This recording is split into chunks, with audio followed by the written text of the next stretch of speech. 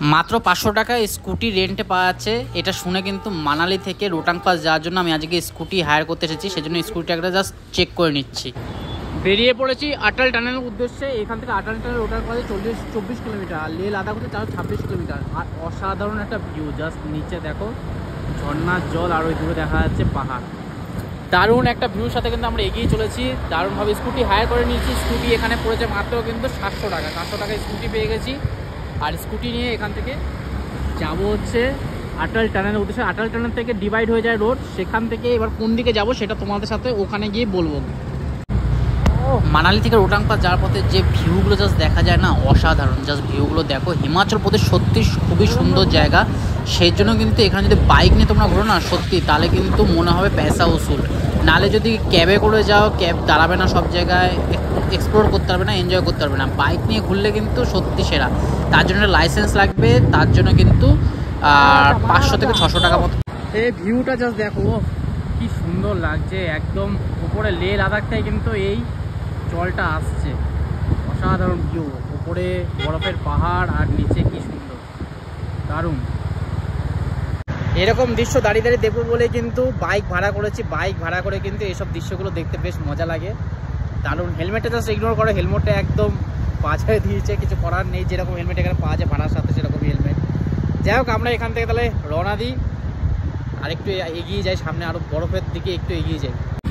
Rohtang pass বা আটাল টানেলে যত এগোচ্ছি তত কিন্তু ভিউ আরও সুন্দর হচ্ছে, আর রাস্তা কিন্তু আরেকটু উঁচু মানে খারাপ দিকে যাচ্ছে।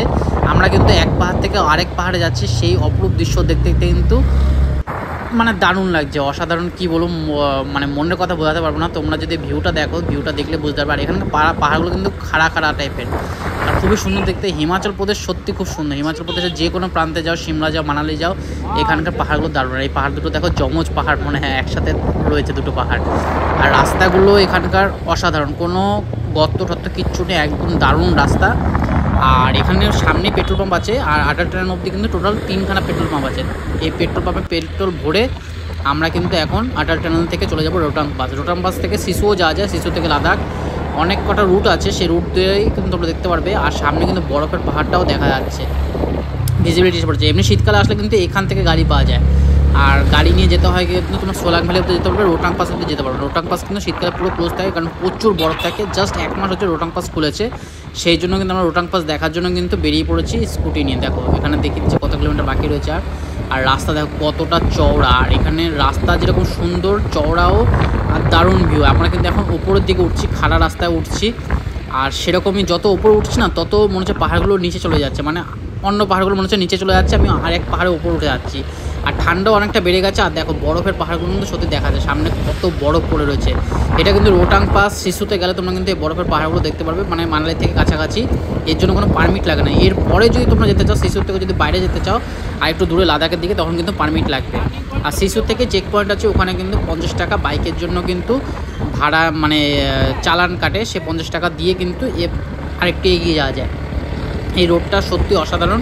আর এখানকার রোড মানে অতটা খাড়া না যতটা আমাদের দার্জিলিং সাইডে, পেলিং সাইডে যতটা খাড়া আছে, ওইখানকার মতো রাস্তা কিন্তু না। আর এখানকার রাস্তাটা অত ন্যারোও না, রাস্তাটা খুবই চড়া আছে, যেহেতু এনএচ মধ্যে পড়ছে।